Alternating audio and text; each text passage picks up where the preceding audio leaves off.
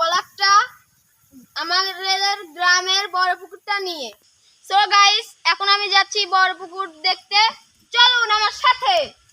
সে পুকুরে আপনাদের আরেকটা কথা বলি, সে পুকুরে অনেক ভয়ঙ্কর জিনিস ঘটেছে।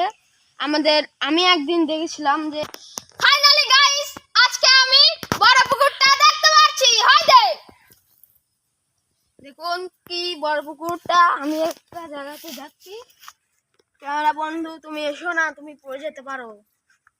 দেখুন অন্য আমার খুবই ভয় করছে। অন্য আমি বন্ধুগণ, আপনারা তো জানেন যে আমি এইসব বলেছি আগে, কিন্তু আমি আর একটা কথা বলি। এই পুকুরে একটা মানুষ মানে সে নেমেছে মাছ ধরার জন্য।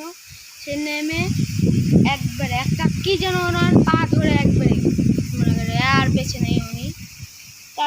তার জন্য সবাই দোয়া করবেন আল্লাহর কাছে। হেই, এখন গাইস আমাদের গ্রামের রাস্তাতে দেখুন গাইস, আমাদের এত পরিমাণ কাদো আমাদের গ্রামের রাস্তা। দেখুন ঠিক এইদিকে দেখুন, ক্যামেরা বন্ধু আমাকে ধরো, দেখো কি কাদো। মানে আমাকে সরকার নেই একদম নেই মনে হয়। আমাদের গ্রামের রাস্তাটা এত মানে কি আর বলবো, মানুষ আসতে পারবে না আমাদের গ্রামের রাস্তা, বুঝছেন?